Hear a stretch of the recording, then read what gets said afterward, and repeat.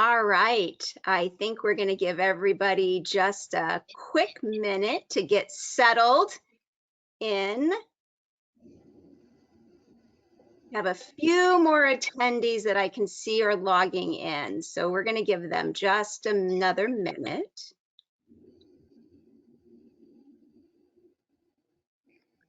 And with that, I think we'll go ahead and get started. I would love to welcome our audience tonight and thank you for logging in with us today. My name is Mandy now, and I'm the Executive Director of Health Professions Week.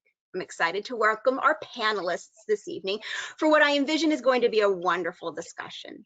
I do want to let you know that you are all in listen-only mode and that we'll take questions from our audience via the chat function. If you hover your pointer over the bottom of your webinar screen, you'll see that chat icon appear, and you can submit your questions there. Feel free to post your questions as you have them, and we'll work them into the conversation tonight. It's my pleasure to begin by introducing to you our panelists. We're thrilled to have all of you here today. I know a few of you are still working out some camera issues, so we're just going to go ahead and have you join the conversation. And I appreciate that, you know, we don't necessarily have everybody's webcam working, but I think it's going to be a wonderful discussion this evening. First on our panel, I'm very excited to introduce to you Dr. Angela Imperioli. Dr. Imperioli is an optometrist and an assistant professor at the School of Optometry, the Massachusetts College of Pharmacy and Health Sciences. Dr. Imperioli currently teaches, that's it, okay, let's see if I can get through this one. Posterior segment ocular disease 1 and 2, am I close? Yep. As well as optometric theory and methods of the posterior segment. Wow, those classes must be fascinating. She serves as a clinical preceptor in the glaucoma and primary care clinics. Her research interests include the integration of new technology into routine care to facilitate early detection of posterior segment ocular diseases. Welcome. It's nice to have you here tonight. Thank you. Nice to be here.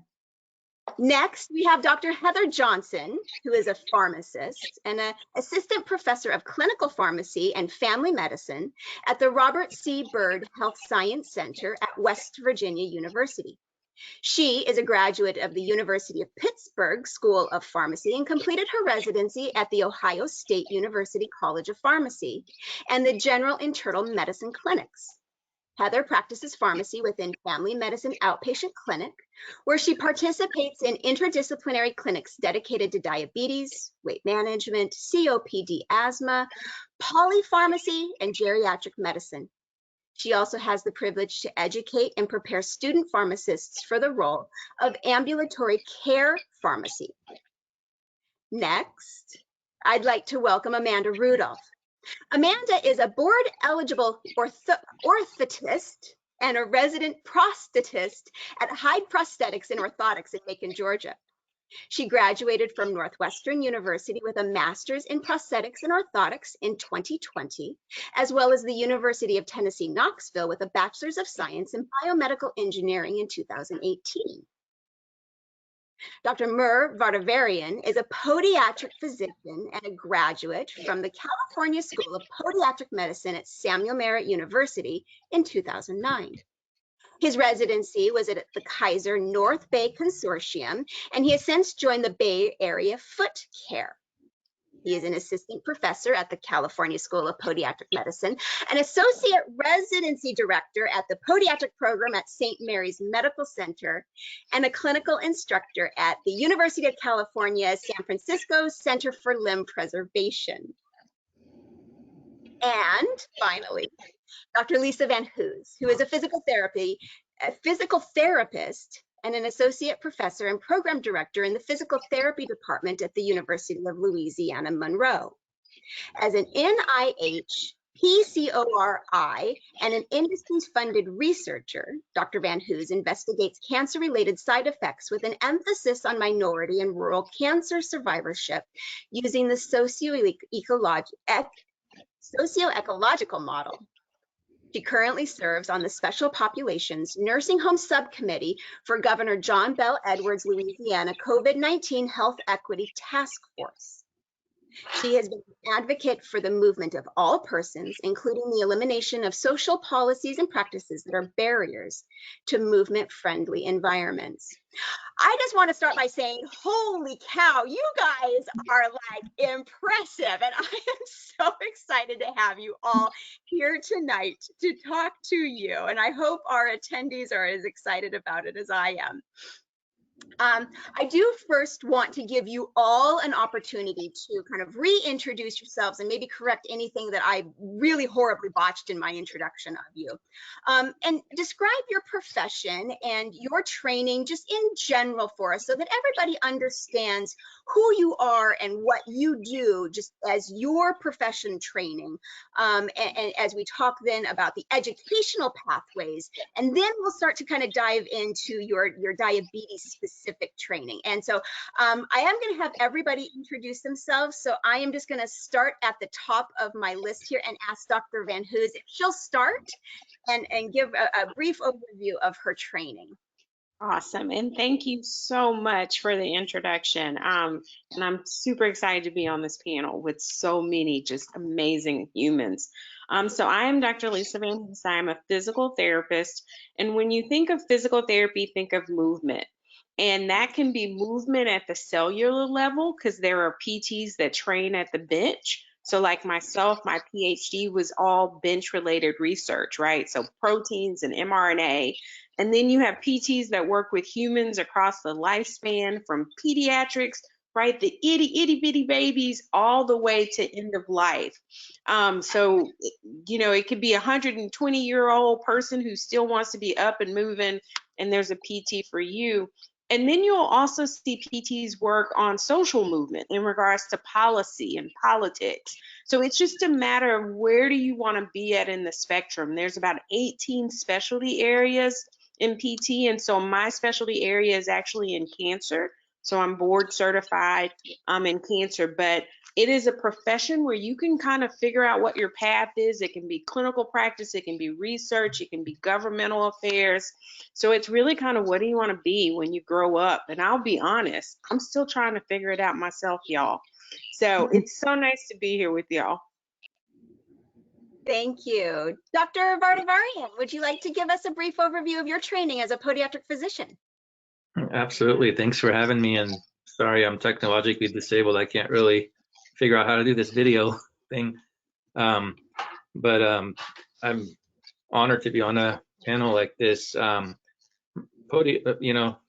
was never on my mind as I was growing up. My uncle was infectious diseases, so I saw a lot of different specialties. But then as I started looking into some specialties, I'm like, oh, so I don't really have to deal with guts and this and that, and just have to deal with feet. I can be in a clinic, I can be in the operating room, I can do research, I can, pretty much do anything. And I started going to school and did my training in everything, foot and ankle, kind of more so towards the surgical aspect of things, reconstruction, and some of the diabetic limb salvage. And once I started getting out into practice, I was like, oh man, the most grateful patients are the diabetics who are on the verge of losing a limb or, worse, losing their life. And they're the most grateful patients and really appreciate what you do. And it's gratifying to see all these people heal and get their life back, get back on their feet.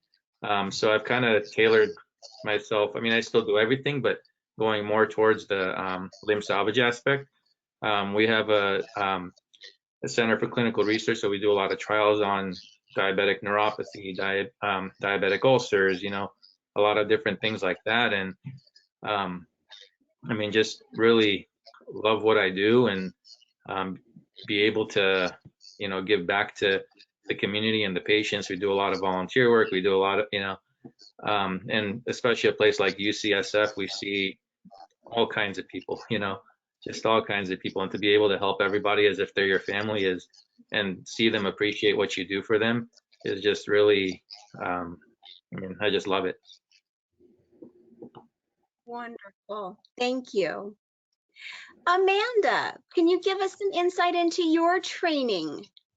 Yes, and as everyone else has said, thank you for having me this evening. So my name is Amanda Randolph, and I graduated from Northwestern University with a master's in prosthetics and orthotics, and I kind of do everything that those two before me have already mentioned. So orthotics, think of bracing anywhere from someone that has scoliosis and you have a brace to help straighten your spine, to football players that have knee braces, to patients that have diabetes, and we can do things, say custom inserts to help with those ulcers that Dr. Vartivarian was talking about, to help not have those progress.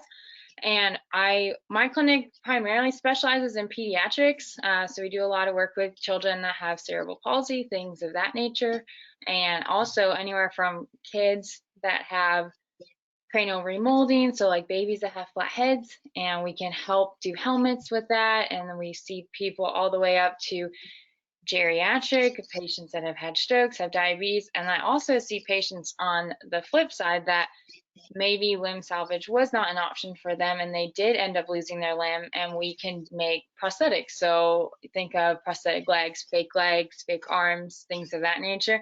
We do that as well. Wow, that's awesome.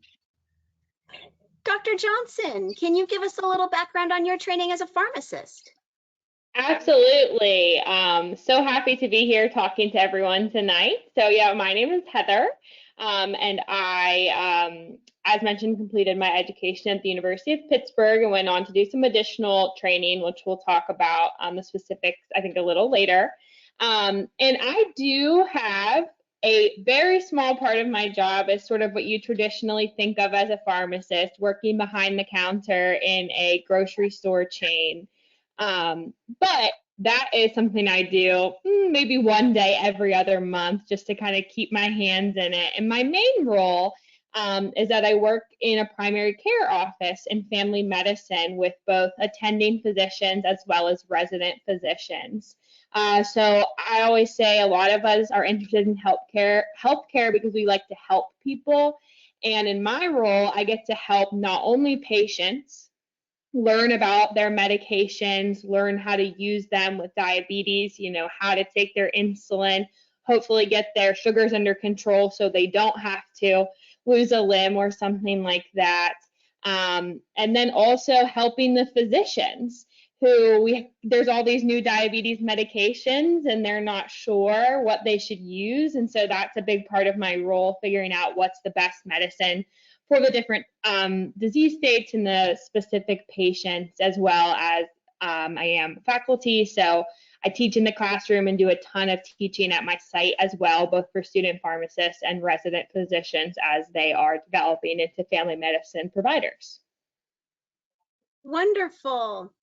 And last but not least, Dr. Imperioli, can you tell us a little bit about your training as an optometrist? Yes, definitely. And I want to apologize as well for, I'm with Dr. Vartivarian and I can't get my screen up, so I apologize for that. But again, I'm so honored to be here and very excited to be here on the panel with everyone else. An optometrist, for those that aren't familiar with what that is simply an eye doctor. But what is really fascinating about the profession and why I am just obsessed with the profession and thrilled that I chose this path is that we really do so much more than just prescribe glasses. And there's a strong connection with systemic health and the eye.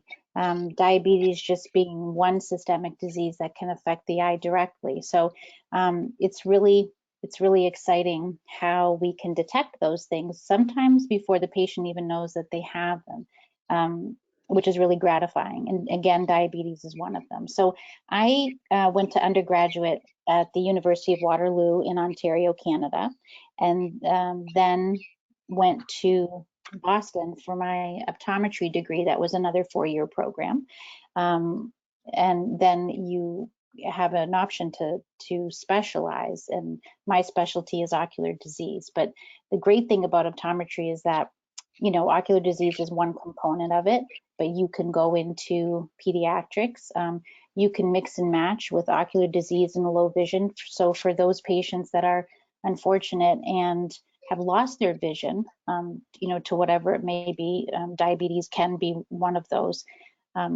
We do have a low vision component to our profession as well, so we can help patients, you know, that have gotten to that point. So there's just a huge variety of things that you can do with the profession. I have been in private practice for over 20 years, and now I get to mix and match with that as well. So I'm at the optometry school, training the next generation of optometrists, which makes me super excited. So it's great. There's a lot of variety, and it's just very gratifying. And I just feel very fortunate to be able to do this every day.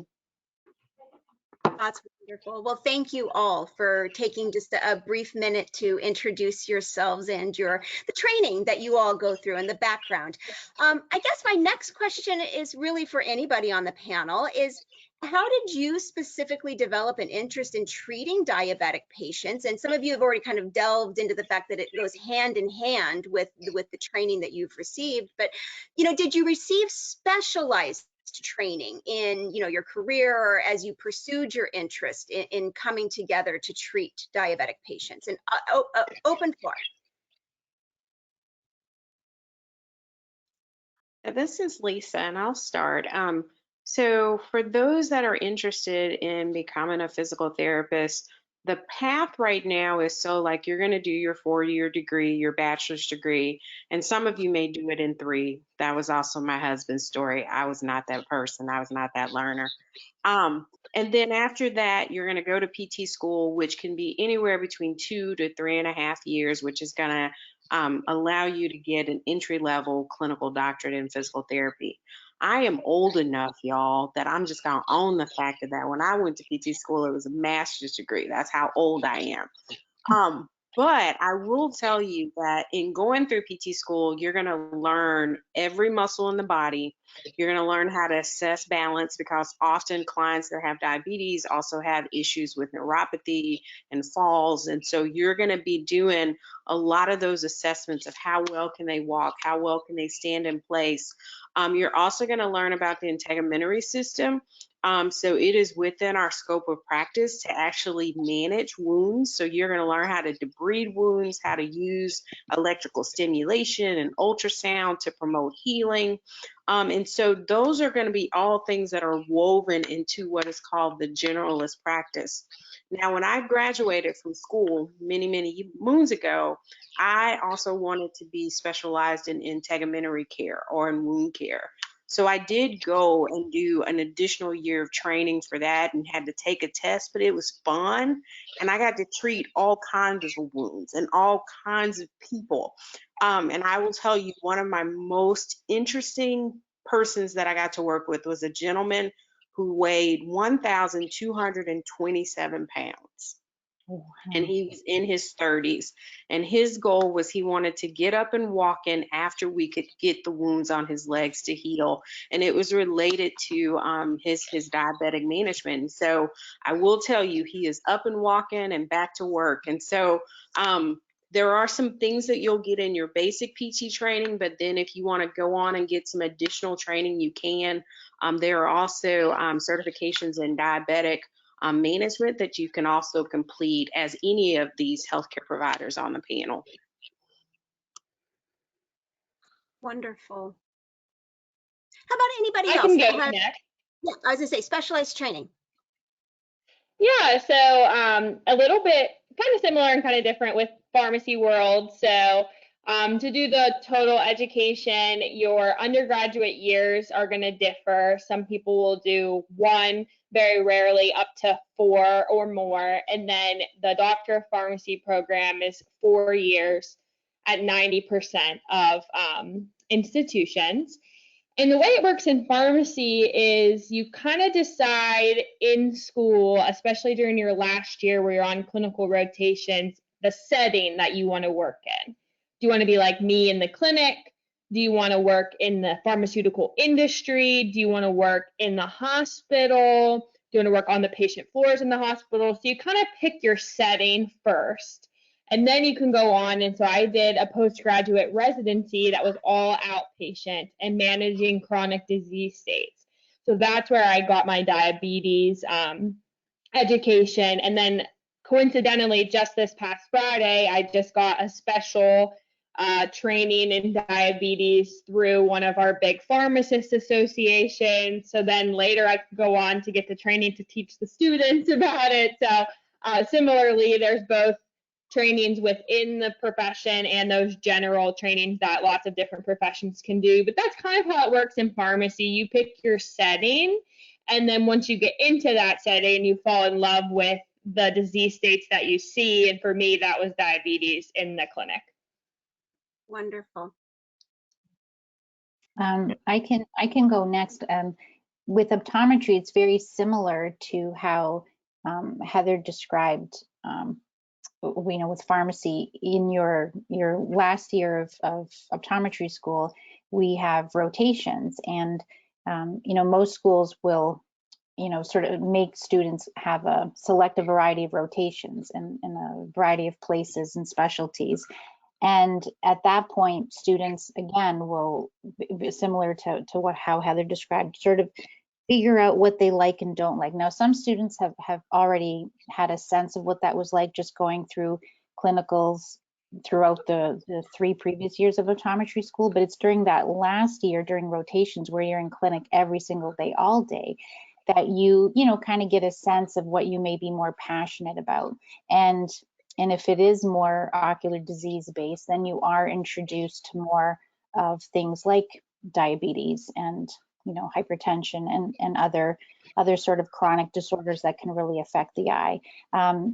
I ended up doing mine at a VA hospital, which exposed me to a lot of diabetes and other disorders that did affect, when we talk about posterior segment, that's the retina, the back part of the eye, that a lot of these conditions will affect with bleeding and leakage from blood vessels. So that's the path that I chose because I was very, very passionate about it early on.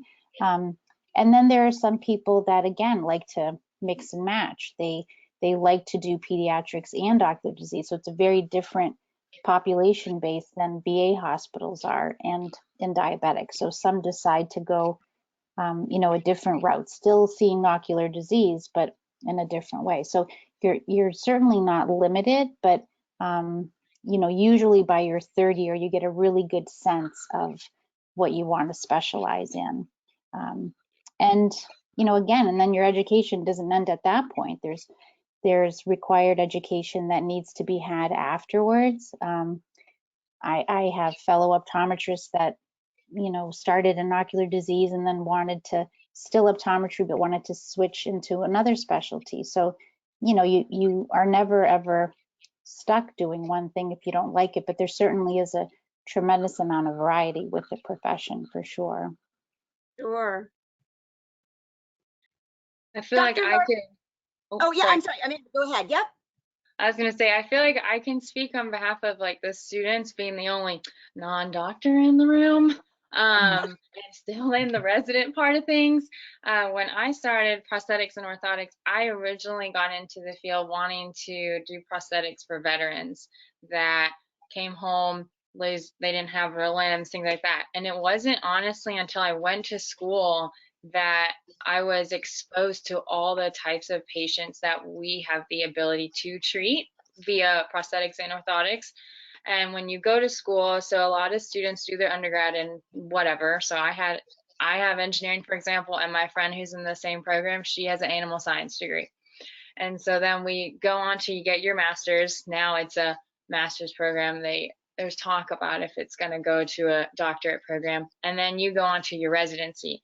And similarly, as everyone else has mentioned, that's kind of when you get to feel out what you like, what you don't like. And my clinic, as I mentioned, we primarily work with pediatrics, but we also work very closely with orthopedic surgeons, physical therapists, and podiatry. And that was really through the podiatrist that I work with. She has taught me so much more, quite frankly, honestly, than I learned in school, because in school, they're like, here are all the pathologies that you have to learn and how you treat each one. And then you can only fit so much in a year and a half. And so it's really through individuals such as those on this panel that I have learned a ton from. And so orthotics, you can treat patients or help patients that have diabetes through accommodative inserts and diabetic shoes. And we have one practitioner that's pretty much all he does. Or if you're on the other side of things, being in prosthetics and orthotics, as I mentioned earlier, if I have a patient who I have a few, but one in particular, he lost his limb because of diabetes, and we just got him up and walking, and he's only about 4 months post his amputation, and he doesn't have any assistive devices. He's out there walking up hills and everything. And so, yeah, it's really when you more so get into your residency and you get to work with the other people, because as an orthotist, prosthetist, we get our patients through people like those on this panel that refer their patients to us. So we work very closely with them to serve their patients and what they need. Wonderful, thank you. Dr. Vartivarian, can you tell us a little bit about your work at the Center for Limb Preservation, and how does podiatric medicine and diabetes get tied together? Oh, absolutely.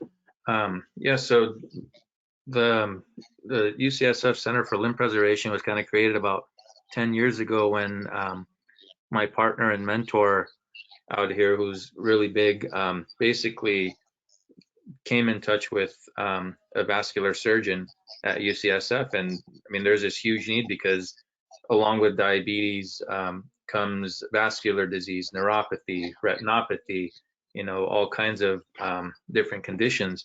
And there wasn't really anybody, I guess, in Northern California, even not just, Northern California, Central California, that was really focusing on this kind of stuff. So we felt like there was a huge need, and we see these patients in our clinic all the time, but it's like, okay, you have to refer here, that's going to take 2 weeks. You have to refer there, that's going to take 2 weeks, versus kind of bringing it all together, where if I have a patient I'm seeing in clinic at UCSF, I see the patient, I have a vascular surgeon right next to me. Oh yeah, let's get them into the hospital immediately and have basically do what needs to be done for them in order to save their limb. And there's a saying where time is tissue. The more time we spend, the more chance of losing more of their foot. So, I mean, kind of along with the whole teaching aspect of things, I've been fortunate enough to basically teach at the school where I went to, and those students come through us through UCSF Limb Preservation Clinic as well.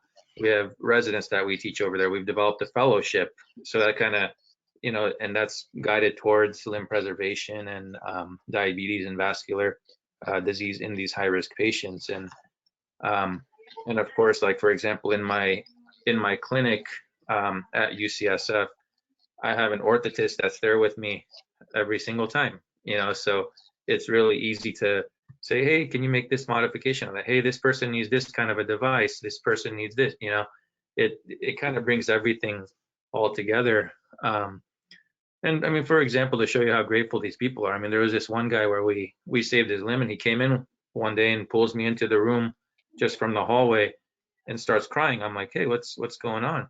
He's like, I just want to thank you from the bottom of my heart, and pulls his boot off, pulls his pant legs up, and he's got this tattoo from his knee down to his ankle that has my name on it, Center for Limb Preservation, even has my residence site marking for the surgeries that we did on him, tattooed in a different color on there. And he was just, I mean, just ecstatic, and I was like, so I told the rest of my colleagues, I'm like, hey, this is the new standard. Unless you have your name tattooed on the leg, I'll come back and tell me anything. So it's been, and it's not as in podiatry, you don't necessarily lock into subspecialty immediately, because in school, I mean, you go through school, you learn everything. The first 2 years is almost just learning everything, general medicine, the entire body. Then you start going through your rotations and focusing more on that, and you're just trying to figure out what all these disease processes are. You go to residency, it's all kinds of surgery, reconstruction, bunions, trauma, ankle fractures, this, that, soft tissue, all that stuff, and diabetes is in there. So it's most of the time you kind of have a feeling what you want to do, but once you get out, you start practicing, you start noticing more and more. And I'm in private practice, so I see everything, but my practice has kind of been tailored more to diabetes now. So, it's like I said, they're the most grateful patients. They're they're the most challenging patients. None of them are the same. Every single one of them is different foot type, different disease process, different state of neuropathy, different state of vascular disease. So it's always a good challenge and keeps you on your toes. Wonderful. I think I'm going to actually insert a question from one of our attendees because it kind of leads right into this. And the question is, what led you to choose to treat diabetic patients? Was it because it really correlated with your specialty, or was it something else, like a personal connection? And that one comes from Sarah. So Sarah, thank you for your question. And again, that goes to any panelist. So I can go first. For me, it's kind of both.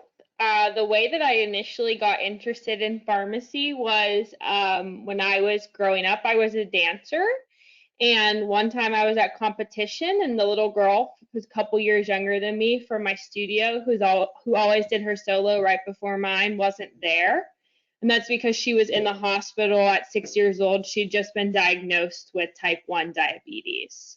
And that was really impactful for me because I watched her and her family deal with the struggles of diabetes, especially in a competitive dancer who is exercising a lot, different food options all the time, and insulin injections and stuff like that. That got me really interested in pharmacy, and helping people manage their medications and making it easy so it wasn't such a burden.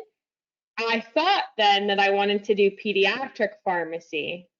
But then when I got in school, I realized that outpatient chronic disease was right for me. And then I learned that what I'd always really wanted to do was work with these patients that have diabetes and other disease states that have medication lists of 25 long, and help them figure out how to make things easy, how to make it less of a burden. So it's kind of both. It was a personal story that got me interested, then I was kind of going a different way, and then I jumped back into really what got me excited about it in the first place from when I was a little kid. Wonderful. Anybody else with either a personal connection, or again, it's exciting because it's what your field does? So this is Lisa, and I will say for me, it was definitely personal because I identify as Black, and my ethnicity is African American, and I am from the South, born and raised in the South. And so diabetes is everywhere, right? People call it the sugars. So the sugars are a little bit of everywhere. So that made me very interested as a young person in, why was I seeing, changes in the skin and function of loved ones and people in my community. And then when I became a PT and understood more about the pathology of the disease and how I could help someone restore their function or even maybe heal the wounds on their legs, that kind of took me down that path. And so as I was saying earlier, I got the certification in integumentary care, and a lot of the clients I had the pleasure of treating were diagnosed with diabetes, both type 1 and type 2, interestingly.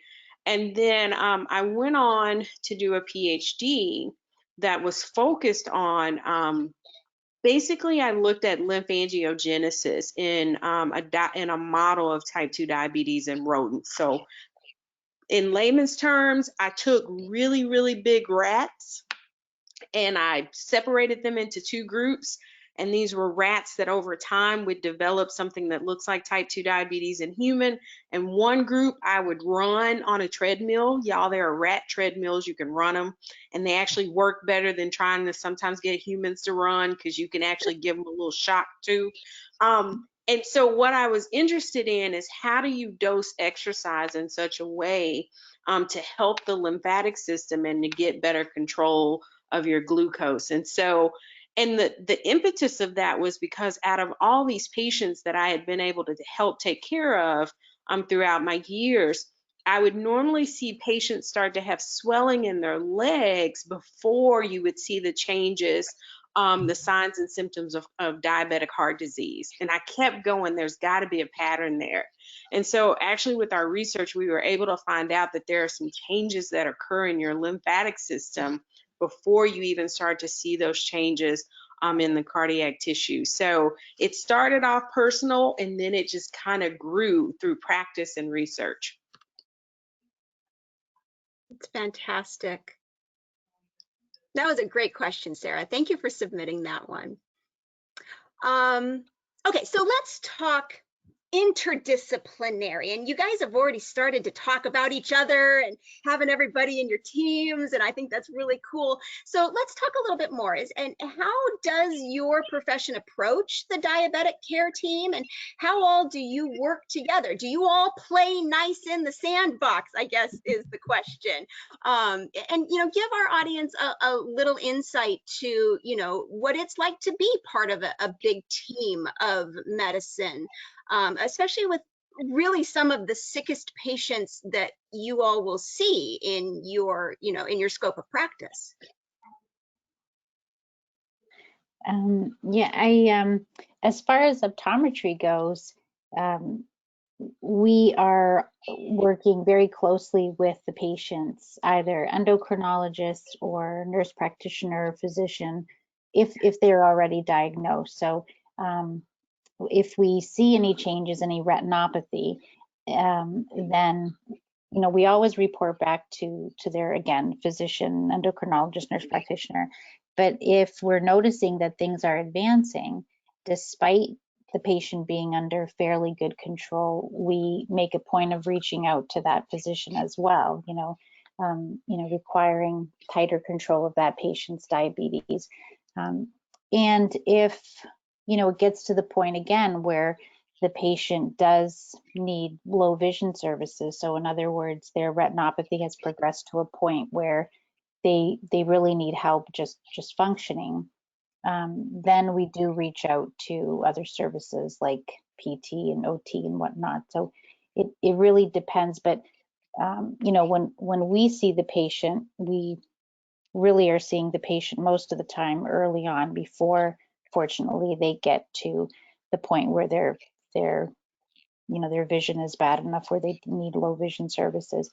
And then there are times where we diagnose them first, where the patient is having changes in their vision. So they have a very characteristic change in prescription that may indicate that they are diabetic. Or again, sometimes we see bleeding in the back part of the eye in the retina and suspect diabetes. In that case, we again will contact the patient's physician. So, we don't have to, fortunately, have deal right off the bat with everyone else on the panel. I think works a little bit more closely together with those diabetic patients that are a little more advanced. And again, most of the time, at least hopefully, most of the time we see them before they get to that point. Got it. Yeah, for us, we essentially work with every single specialty because these are, as we've talked about, very complex patients, right? Not just structure, function, everything. Like I said, I have an orthotist in clinic with me. I have the vascular surgeons in clinic with me. Right next to me, I have the cardiovascular surgeons. And with us, you kind of separate it into, is this inpatient, is this outpatient, and where it's from. Like, for example, I talk to my inpatient pharmacist daily. Like, am I prescribing the right antibiotics? Am I prescribing the right dosage? Can we do a good insulin plan for this patient? Their hemoglobin A1C is way up, so their sugars are completely out of control. Orthotists are in clinic with me and prosthetists, and it's even if it's just one little thing that needs to be done to a shoe, to an insert, to something like that, to prevent an ulceration so these patients can function normally. They can run, they can walk, they can work, they can do whatever they want to do. It's a huge deal. Physical therapists, I'm sending 4 or 5 patients a day to a physical therapist, not just for diabetes related stuff, of course, because there's a lot of gait training and things like that with that, but post ankle fractures, Achilles tendonitis, I mean, pain in their foot that's stemming from their lower back, all kinds of stuff. There's, so many different things. Endocrinologists are always on top. Their primary cares are always, occasionally we need plastic surgeons to step in and help cover a wound, depending on the location. And, maybe they need to do some advanced techniques because we try to get these wounds to heal fast. So, I think what we call it a multidisciplinary approach to these patients, and they truly need it, because if their sugars are out of control, they're not going to heal their wound. If if their circulation is not adequate, they're not going to heal their wound. If their offloading modalities are not adequate, they're going to develop a wound and get into trouble, and that's what leads to amputations. If they can't walk, their heart's going to decline, their muscles are going to decline, and they're going to be in a wheelchair, and that could be a death sentence. It's so you have to work together. And I'm fortunate we're in a setting, and I go to a lot of different hospitals, and in every single hospital I have every single one of those specialties on speed dial. It's not just UCSF, for example, it's everywhere. And that's what we try to teach our students too, so they can see that, and just kind of think of it not just tunnel vision. The foot is the most important thing in the world, but you got to kind of spread it out and notice that these are patients that have a big health problem that needs to be fixed from every angle. Yeah, similarly, at my practice site, we have dedicated interdisciplinary clinics for some disease states, and one of them is diabetes. So when a patient comes in for a diabetes clinic visit, so basically their primary care provider has said, hey, you need some extra help with your diabetes. So they refer them to our clinic. During those visits, they see a registered dietitian for about 15 minutes who talks to them. We come out and do a huddle. They present the patient to us about 2 minutes, the big things they learn that we need to emphasize the rest of the visit. Then we have a clinical psychologist go in and re-emphasize those goals that they made and come up with a plan for that, and identify if there's any possible mood issues, which is very common to see depression in diabetes, which affects their adherence to their medications. And then they come out and do that couple-minute transition. Then we go in as the pharmacy team and you really emphasize, what they've already talked about, and then those medications, possibly for depression, definitely for their diabetes itself. And then we're looking at their yearly maintenance. We're referring to optometry and podiatry. I could do a basic foot exam, but we like to send them to the podiatrist, especially if they have any or neuropathy at all. And then we come out, and then finally our provider, which could be an MD or a DO, will go in and see the patient and do the physical assessment and kind of sign off on the orders that we discussed for medications and labs. We also use social work a lot because of medication cost issues. We can help somewhat, but sometimes the patient needs to apply for assistance through the state government or Medicare or just the manufacturer. So we use social work for that as well. And yeah, that's kind of my some interfacing that we do, but I'm sure there's many that I'm not thinking of right now. Yep. Okay, we have another question from Felix in the audience. And so Felix kind of beat me to this question, and his is phrased much better than mine. So I'm going to read his question. What would you tell an aspiring medical professional to aid in their journey to achieve their dreams of becoming one? What piece of advice, or what would you tell maybe your younger self? And this is, again, to all panelists. So what I would say, and I work with a lot of college students. I talk to engineering students at the University of Tennessee a lot. And my thing is, do the shadowing and do the internships that you're interested in, but also ones that you're like kind of interested in, but you're not 100% interested in, because you might learn that that's really what I want to do. Or the ones that you're like dead set on, you might be like, actually, I don't want to do that. So when my students did internships and co-ops, some of the ones that they did and decided they did not like, they learned more from, because instead of going to school and getting like hooked in a program for 4 years and then they get done with it and they're like, I really don't like this. They're able to learn what they do like and what they don't like. So kind of just explore all options, even though you're like, my dad does this, and so I want to do this because my dad does this. Like, try that too. But also, if there's something else that you might be interested in that you're like kind of on the edge, like try that as well, just to like put yourself out there. You never know what you might end up actually falling in love with. Love that answer. Thank you, Amanda. That was Anybody really else? good. This is Lisa, and I'm going to give you 3 points. My first point is just silence that voice in your head, or maybe the voices of others that tell you you're not worthy to be in the healthcare system. I had 2 children in high school. My high school counselor told me, you probably need to go check out this really good management program at McDonald's. And y'all, it worked out okay, right? Like 5 degrees later, it's totally okay. So don't let anyone else kind of dampen whatever your goals are for yourself. That'd be my first one. The second one is stay curious. I totally agree with what Ms. Randolph just said.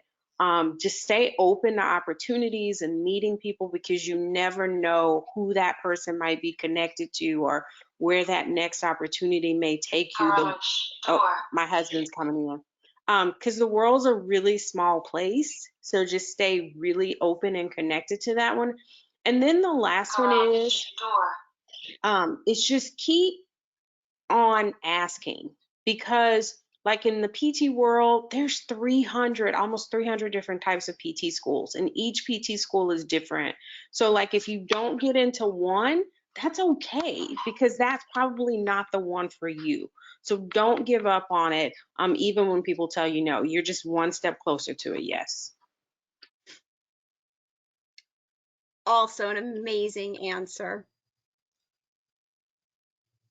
Anybody else want to tell an aspiring medical professional? Yes. I also agree with what Amanda spoke to as far as, you know, shadowing. I a lot of times I feel like I see students that feel obligated to, you know, follow in their parents' footsteps or follow in the siblings' footsteps. And, you know, I always tell them that they really, you know, you do you do what you want. And I feel like shadowing is really, really important. I had shadowed different professions when I was in high school. It was an assignment. We sort of had to do it. And it was how I really, my interest really peaked when it came to optometry, and I shadowed my optometrist. But, you know, I probably run into more people that change their minds because of, you know, the opportunity to shadow, whether it be the health profession or not. And like Lisa had commented too, is, you know, you really do have to do what makes you happy. And if it means trying one thing out and then deciding that that really wasn't for you, don't feel pressured into that either. You know, it's okay to change your mind. There's so many different health professions. If you feel like you're passionate about following that particular path, that's terrific. But I think shadowing is a great thing to do. And then again, if you go ahead and shadow and change your mind, that's okay too. I feel like some students feel like they feel pressured to, you know, once they start something, to have to finish that one thing. But you know, it doesn't work out. The path isn't exactly the same for every single person, even in the exact same profession. So I think that that's totally okay. That's awesome. Okay, we are down to our last 10 minutes, and I made a promise to my panelists that I would have them off so that they could have their evening back. I have one more question. It's kind of in the same vein, but again, I'm going to open this up to all of our panelists. This will be our final question for this evening. What do you wish future students and other practitioners knew about your profession? I guess I can start. It's a hard one to think about. No, you know, with podiatry, there's always this this idea where, oh, all they do is take care of ingrowns, trim toenails, and things like that. And you know, that's a fraction of what you do. There's, you know, if you want to be in the hospital setting, you're in the hospital setting. You see wounds, infections, you see trauma, you see ankle fractures, Achilles ruptures, everything you hear about in these athletes, you see it with every sport, everything. You have specific injuries for ballerinas and dancers. You have specific injuries for soccer players. You have specific injuries for football, basketball, you know. So if you want to be in a hospital setting, you can be that. If you want to take call in the emergency room, you can do that. If you want to be in the clinical setting, you can do that. I go to 3 different offices that I have, you know. I go to teaching hospitals, I go to community hospitals, I go to homeless clinics to take care of homeless people. You know, they've kind of slowed that down a little bit with COVID, but there are things out here in San Francisco that are like that. If you want to do injections, you can do injections. If you want to do orthotics, you can do orthotics. You know, there's so much stuff. And then surgery is just advancing like crazy. There's minimally invasive surgeries. You want to fix a bunion and do a 4-foot reconstruction, you can do that. If you want to turn a flat foot into somebody that has an arch, you can do that if it's indicated. You want to fix this, you can fix that, you know. You can put Humpty Dumpty back together again if they break their heel. You know, it's there's just so much to do. If you want a 9-to-5 job, you can do that. Stay in clinical, you know. You kind of dictate. I'm a little crazy, so I like to just do everything, you know. But that's kind of what I was taught as an immigrant, and just, you know, learning English. I didn't know English when I came here. So, you know, just, I mean, getting to do whatever you want is such a good thing to do, and a good feeling, and that's how you have fun with it. You're not tied to one little thing. Wonderful. Dr. VanHoose, something that you wish that people knew about physical therapy? I would say the first thing is yes, we value our medical doctors and our partnerships with them. But you don't have to have a referral to go see a PT. Now, there are some caveats to that. There are some insurance companies that require that. But if you've got a issue with pain in your back or in your feet, or maybe related to your neuropathy, you can walk right into that PT door and set up an appointment. And then if we need to get a referral because of some reason, we can do that on our own. We are direct access providers. The other thing is yes, you can make a decent living. I will be the first to admit I make over 6 figures as a physical therapist. So you can feed yourself, like the young people say, everybody can eat. And then I would say the last thing is that we do more than hot packs and massages. That is just 1% of what we do as PTs. So yeah, great question. Wonderful. Amanda, anything about being an O&P professional that you wish future students or other professionals knew? Yeah, so I would say that with prosthetics and orthotics, if you're kind of artsy, this is not what I knew when I came into the field. If you like artsy and engineering and healthcare, like all the things, O&P would be great for you, because when we do, a lot of our work is custom, because as everyone before me has said, every patient is different, no case is the same. Every patient we see are different, and you have to customize those braces or those inserts and those shoes and the prosthetic legs for your patient. So definitely, if you like all those things, O&P would be great. I'm not very artsy, and I can still do it. So it's a lot of fun. You get to see patients of all kind. You get to work with these very grateful patients that have diabetes. I've worked with patients that had just come from their podiatrist praising her, probably have a tattoo of her name on their leg as well, and helping them, to patients that did lose their limb. But you also work with patients that have scoliosis. I put a scoliosis bracelet on a girl one time and took the x-rays, and the mom was like, "Oh, who's that?" Because her spine was straight, and mom immediately started crying. I'm like, "That's your daughter." And you get to work with patients that their babies have misshapen heads, and you can help round them out. You can work with patients that had strokes and help them walk and not trip over their feet. So we do a lot of work with patients with diabetes, but we do a lot of work with a lot of other kind of patient populations as well. That's cool. Dr. Johnson, anything that you wish people knew about pharmacy? Yeah, so like everyone's mentioned, and as I did a little bit before, pharmacy is in so many different settings. You can do so many things, work with all types of people, work at the bench, all that stuff. But the other thing I think is really important, we get this kind of rep of the pharmacist fill just what the doctor ordered. And that is not true.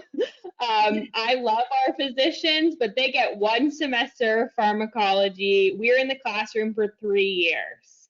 So as a pharmacist, you're the medication expert. You can call the shots, you give shots. And so there is so much to do, and it's so much more than just filling prescriptions. Wonderful. Dr. Imperioli, final thoughts on what you wish people knew about optometry? And I'm going to change the slide while you're talking, so don't get distracted by that. Oh, sure. Yep, as I had said early on, optometrists are much more than just prescribing corrective glasses or contact lenses. I think that's traditionally how, most of society thinks of optometry, but whether or not you decide to go into private practice or for instance, in a VA hospital or health care setting, or in academia in a clinic setting, regardless of what you decide to go into, we really can diagnose some pretty amazing things. We can diagnose brain tumors. We've done that actually in the not too far distant past. We diagnosed a patient with a brain tumor early on, fortunately, so they were able to be operated on and survived. Patients that have carotid arteries that are completely stenosed and didn't know it. So we really, it's just amazing how we can dip our toes into a whole bunch of different systemic conditions when it comes to optometry. And I think that a lot of people just sort of see optometry as, again, corrective eyeglasses and contact lenses, but it's so much more. And it's just incredibly satisfying when you can do something like that, go to work and be able to do something like that. So I think that that's probably what excites me the most about this profession every single day. Oh, that's awesome. So you guys, this has been such a great conversation. I want to thank our panelists. I want to thank the audience who has hung with us for this hour. You guys have submitted some great questions. And your stories, I think the tattoo story might actually win tonight, but we'll see. I have another webinar to go, but that's amazing. And the obvious passion for what you guys do is just, it's amazing. So thank you.